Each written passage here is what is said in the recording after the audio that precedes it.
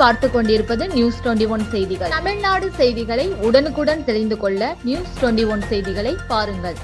தேனி சுற்றுவட்டார பகுதிகளில் கடந்த 1 மணி நேரத்திற்கும் மேலாக பெய்த கனமழை காரணத்தினால் தேனி பழைய பேருந்து நிலையத்தில் மழை நீருடன் சாக்கடை நீர் கலந்து சாலையில் செல்லும் அவலம். தேனி மாவட்டம் தேனியை சுற்றியுள்ள பகுதியில் பெய்த கனமழையின் காரணத்தினால் தேனி நகராட்சிக்குட்பட்ட பேருந்து நிலையம் மற்றும் சாலைகளில் 6 போல் காட்சியளிக்கும் நிலை ஏற்பட்டுள்ளது. பேருந்து நிலையம் அருகே உள்ள கழிவுநீர் சாக்கடை அடைப்பு ஏற்பட்டு சாக்கடை நீரும் மழை நீரும் சேர்ந்து சாலைகள் மற்றும் பேருந்து நிலையத்திற்குள் 6 போல் செல்கிறது. பேருந்து நிலையத்திற்குள் மழை நீருடன் கழிவு நீர் கலந்து செல்வதால் பொதுமக்கள் மற்றும் பேருந்து பயணிகள் அவதிக்குள்ளாகி வருகின்றனர். இதனால் பேருந்துகள் மட்டும் நடந்து செல்லும் பொதுமக்கள் அந்த சாக்கடை நீர் வழியாக நடந்து செல்வதால் நோய் தொற்று அதிகமாக பரவக்கூடிய வாய்ப்பு உள்ளது. இதனால் சம்பந்தப்பட்ட நகராட்சி நிர்வாகம் ராஜா வாய்க்காலில் ஏற்பட்டுள்ள அடைப்புகளை சரி செய்து வருகின்றனர்.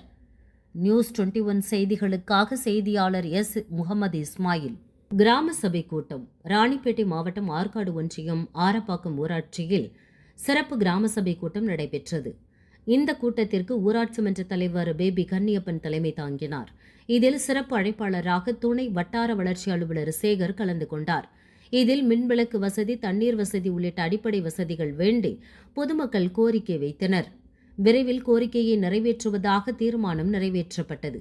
இதில் ஊராட்சி செயலர் திருமால் மற்றும் கிராம பொதுமக்கள் என ஏராளமானோர் கலந்து கொண்டனர். அதேபோல் ராணிப்பேட்டை மாவட்டம் ஆற்காடு ஒன்றியம் நந்தியாளன் ஊராட்சியில் கிராம சபை கூட்டம் கிராம சேவை மைய கட்டிடத்தில் நடைபெற்றது. இந்நிகழ்ச்சி ஊராட்சி மன்ற தலைவர் தேவி பூபாலன் தலைமை தாங்கினார். இதில் சிறப்பு அழைப்பாளராக ஆற்காடு தோட்டக்கலை உதவி இயக்குநர் மணிகண்டன் கலந்து கொண்டு தோட்டக்கலை பற்றி விதைகள் எந்த நேரத்தில் விதைத்தால் மகசூல் அதிகம் கிடைக்கும் என்பது குறித்து விளக்கமளித்தார்.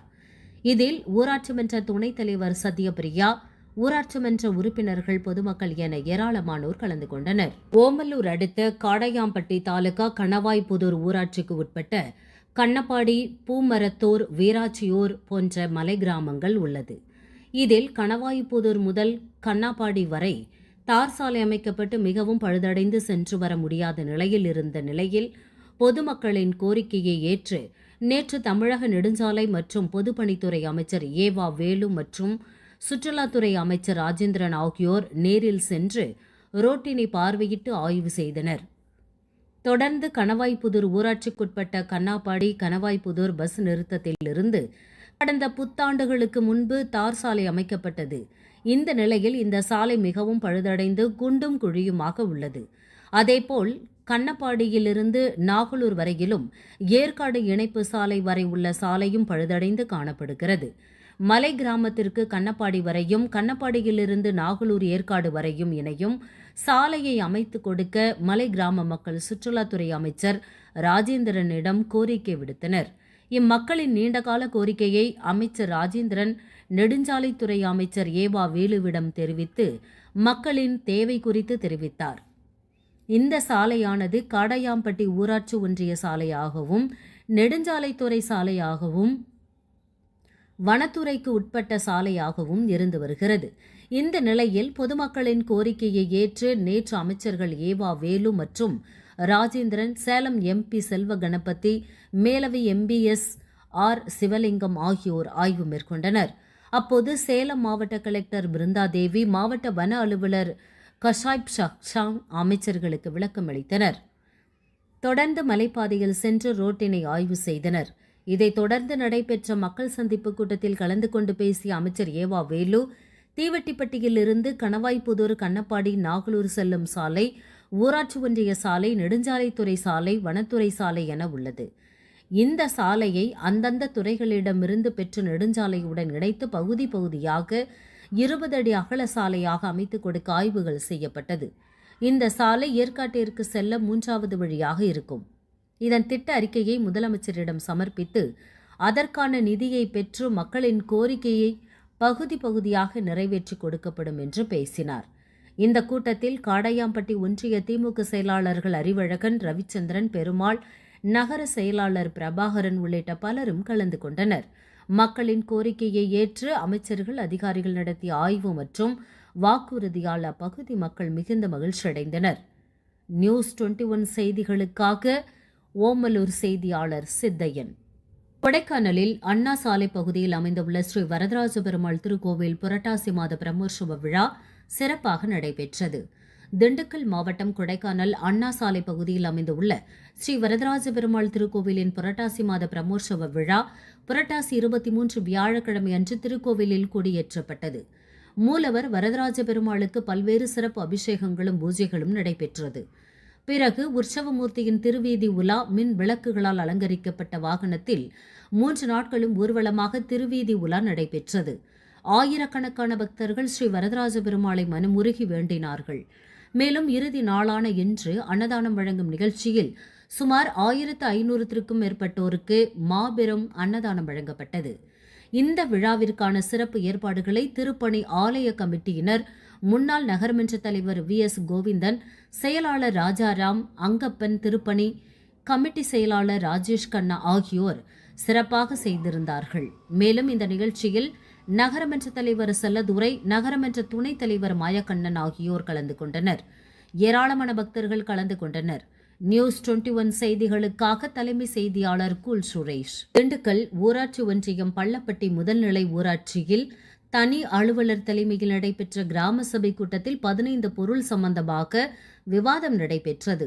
இதில் கிராம மக்களின் 3 அத்தியாவசிய தேவைகளை தேர்வு செய்து கிராம சபை கூட்டத்தில் ஒப்புதல் பெறுவதும், ஜாதி பெயர்கள் கொண்ட குக் கிராமங்கள், சாலைகள் மற்றும் தெருக்களின் பெயர்களை மாற்றுவதற்கு குறித்து விவாதித்தல், ஊராட்சி நிர்வாகம் பொது செலவினம் குறித்து விவாதித்தல், கிராம ஊராட்சியின் தணிக்கை அறிக்கையை சமர்ப்பித்தல், ஊரக பகுதிகளில் மழைநீர் சேகரிப்பு அமைப்புகள் ஏற்படுத்த எடுக்கப்பட வேண்டிய நடவடிக்கைகளை குறித்து விவாதித்தல், கொசுக்கள் மூலம் பரவக்கூடிய நோய்களை தடுப்பதற்கான நடவடிக்கைகளை பற்றி விவாதித்தல், வடகிழக்கு பருவமழையை முன்னிட்டு முன்னெச்சரிக்கை நடவடிக்கையாக எடுக்க வேண்டிய நடவடிக்கைகளை பற்றி விவாதித்தல், சூப்பர் ஸ்டார் செயலி, மகாத்மா காந்தி தேசிய ஊரக வேலைவாய்ப்பு உறுதி திட்டம், அனைத்து கிராம அண்ணா மறுமலர்ச்சி திட்டம், 2 தூய்மை பாரத இயக்கம் ஊரக திட்டம், தொழிலாளர் துறை மற்றும் தமிழ்நாடு மகளிர் மேம்பாட்டு நிறுவனம், அதனுடன் தமிழ்நாடு மகளிர் மேம்பாட்டு நிறுவனம், தீன்தயாள் உபாத்தியாய கிராமப்புற பயிற்சி திட்டம்,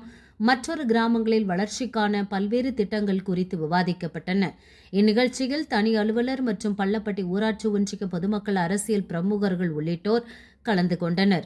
கொடைக்கானலில் இன்று வில்பட்டி ஊராட்சி ஒன்றியம் கிராம சபை கூட்டம் வட்டார வளர்ச்சித்துறை அலுவலர் சாமிநாதன் அவர்களின் தலைமையில் நடைபெற்றது.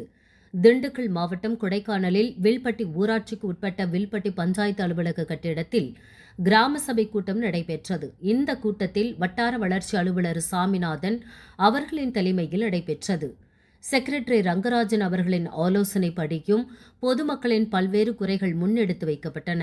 இந்த கிராம சபை கூட்டத்தில் திரளாக பொதுமக்கள் கலந்து கொண்டு குடிநீர், வாய்க்கால், மாற்றுத்திறனாளிகளின் நலன், பொது சுகாதாரம், மின்சாரம், வில்பட்டி தெருக்களின் பெயர்களை சாதி பெயர்கள் இல்லாமல் ஒன்றிணைத்தல், அங்கன்வாடி பணியாளர்கள் நலன் உள்ளிட்ட பல்வேறு நிகழ்வுகள் பற்றி கலந்து ஆலோசனை செய்யப்பட்டது குறிப்பிடத்தக்கது. நியூஸ் 21 செய்திகளுக்காக தலைமை செய்தியாளர் கூல் சுரேஷ். திருப்பத்தூர் மாவட்டம் நாட்றாம்பள்ளி அருகே உள்ள பச்சுரு பகுதியில் ஒரு ஆழ்துளை கிணற்றின் அருகே விளையாடிக் கொண்டிருந்த நாய் எதிர்பாராத விதமாக திடீரென அந்த கிணற்றில் விழுந்தது. சிறிது நேரத்தில் நாயின் கதறல் சத்தம் கேட்டவுடன் அப்பகுதியில் உள்ள பொதுமக்கள் விரைந்து வந்து பார்த்தபோது நாய் கிணற்றில் விழுந்து கிடந்தவுடன் அக்கம்பக்கத்தினர் நாட்றாம்பள்ளி தீயணைப்பு துறையினருக்கு தகவல் தெரிவித்தனர். இந்த தகவலின் அடிப்படையில் சம்பவ இடத்திற்கு விரைந்து வந்த தீயணைப்பு துறையினர் கயிறுகளின் உதவியுடன் சுமார் 1 மணி நேரத்திற்கும் மேல் போராடி நாயை பத்திரமாக மீட்டனர். இச்சம்பவத்தால் அப்பகுதியில் சிறிது நேரம் பரபரப்பு ஏற்பட்டது. பாமக மாநில இளைஞர் அணி தலைவராக கணேஷ்குமார் நியமனம். செஞ்சியில் பாமகவினர் பட்டாசு வெடித்து இனிப்பு வழங்கினர். விழுப்புரம் மாவட்டம் செஞ்சி 4 முனை சந்திப்பில் செஞ்சி தொகுதியின் முன்னாள் சட்டமன்ற உறுப்பினர் கணேஷ்குமார் என்பவரை பாட்டாளி மக்கள் கட்சியின் மாநில இளைஞர் அணி தலைவராக டாக்டர் அன்புமணி ராமதாஸ் நியமனம் செய்ததையொட்டி பாமக நிர்வாகிகள் பட்டாசு வெடித்து இனிப்பு வழங்கினர். இதில் பாமக மாநில இளைஞர் சங்க துணைத் தலைவர் அருள்மொழி தேவன் தலைமை தாங்கினார். நகர செயலாளர் சின்னத்தம்பி முன்னிலை வகித்தார். இதில் பொதுமக்களுக்கு இனிப்பு வழங்கி மகிழ்ச்சியை தெரிவித்துக் கொண்டனர்.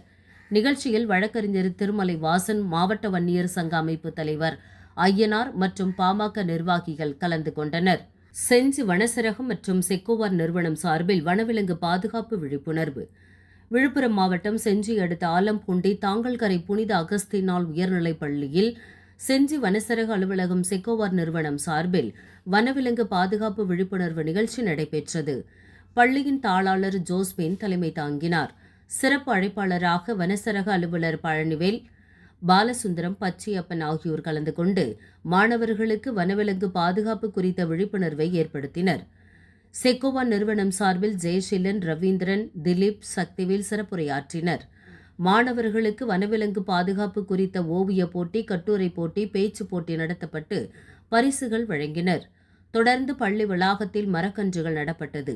நிகழ்ச்சியில் பள்ளி தலைமை ஆசிரியர் சிஸ்டர் டெல்பினோ, ஆசிரியர்கள் பிரபு, வீரமணி, பாலமுருகன், அஸ்வினி, பிரியங்கா, ஹெலன் மற்றும் மாணவ மாணவிகள் கலந்து கொண்டனர். நிகழ்ச்சி ஏற்பாடுகளை வனச்சரக அலுவலர் பழனிவேல் மற்றும் செக்கோவார் இயக்குநர் அம்பிகா சூசைராஜ் செய்திருந்தனர். நியூஸ் 21 செய்திகளுக்காக செய்தியாளர் அருண் பிரகாஷ். வணக்கம். நீங்கள் பார்த்து கொண்டிருப்பது நியூஸ் 21 செய்திகள். நியூஸ் 21 செய்திகளுக்காக முனியப்பன். தருமபுரி மாவட்டம் பாலக்கோடு அருகே பஞ்சப்பள்ளி சின்னாறு அணை திறப்பு. உபரி நீர் வெளியேற்றப்படுவதால் ஆற்றுக்கரையோரம் உள்ள மக்களுக்கு பொதுப்பணித்துறை அதிகாரிகள் எச்சரிக்கை. தருமபுரி மாவட்டம் பாலக்கோடு அருகே பஞ்சப்பள்ளி சின்னாறு அணை தொடர் மழைப்பொழிவின் காரணமாக அணை நிரம்பியதால் அணையின் பாதுகாப்பு கருதி பொதுப்பணித்துறை மற்றும் வருவாய்த்துறை அதிகாரிகள் அணையினை திறந்து வைத்தனர். 50 அடி உயரம் கொண்ட அணையில் தற்போது 47 அடி உயரத்திற்கு நீர் உள்ளது.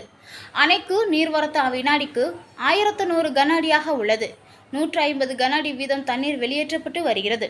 இதனால் பஞ்சப்பள்ளி, சாமனூர், மாரண்டஹள்ளி, அத்திமுட்லு, பாலக்கோடு உள்ளிட்ட சுற்றுவட்டார பகுதிகளில் ஆற்றுக்கரையோரம் உள்ள மக்கள் பாதுகாப்பாக இருக்கவும், எப்போது வேண்டுமானாலும் உபரி நீர் அதிகளவில் வெளியேற்றப்படலாம். இதனால் பொதுமக்கள் பாதுகாப்பாக இருக்க வேண்டும் என பொதுப்பணித்துறை அதிகாரிகள் எச்சரிக்கை விடுத்துள்ளனர். மேலும் இப்பகுதியில் சுமார் 4500 ஏக்கர் விளைநிலம் பாசன வசதி பெறுகிறது. அணையில் இருந்து நீர் வெளியேற்றப்படுவதால் நீர்நிலைகள் நீர்மட்டம் உயரும் என்றும் விவசாயம் செழிக்கும் என்பதால் இப்பகுதி விவசாயிகள் மகிழ்ச்சி அடைந்துள்ளனர். வணக்கம். நீங்கள் பார்த்து கொண்டிருப்பது நியூஸ் 21 செய்திகள். நியூஸ் 21 செய்திகளுக்காக திண்டுக்கல் மாவட்ட செய்தியாளர் பாலமுருகன். பழனியில் ராம்ராஜ் காட்டன் புதிய ஷோரூம் திறப்பு விழா இன்று நடைபெற்றது. திண்டுக்கல் மாவட்டம் பழனியில் ராம்ராஜ் காட்டன் ஷோரூமின் 2வது கிளை திறப்பு விழா இன்று நடைபெற்றது. பழனி நகர காவல் நிலையம் முன்பு 24,000 சதுரடி பரப்பளவில் புதிதாக அமைக்கப்பட்டுள்ள ஷோரூம் திறப்பு விழா நிகழ்வில் தேவாரம், திருவாசகம் இசைக்கப்பட்டு பழனி கோவில் அறங்காவலர் குழு தலைவரும் திருப்பூர் ஏற்றுமதியாளர் சங்க தலைவருமான சுப்பிரமணிய ரிப்பன் செட்டி புதிய ஷோரூமை திறந்து வைத்தார். தொடர்ந்து முக்கிய பிரமுகர்கள் குத்துவிளக்கு ஏற்றி வைத்தனர். ஷோரூமின் முதல் விற்பனையை சித்தநாதன் செந்தில்குமார் துவக்கி வைத்தார். தமிழ்நாடு அனைத்து வணிகர் சங்கங்களின் பேரமைப்பின் மாவட்ட தலைவர் ஜெபி சரவணன் பெற்றுக்கொண்டார். இந்நிகழ்வில் ராம்ராஜ் காட்டன் உரிமையாளர் நாகராஜன், கந்தவிலாஸ் உரிமையாளர் பாஸ்கரன் உள்பட பழனியின் முக்கிய பிரமுகர்கள் கலந்து கொண்டனர்.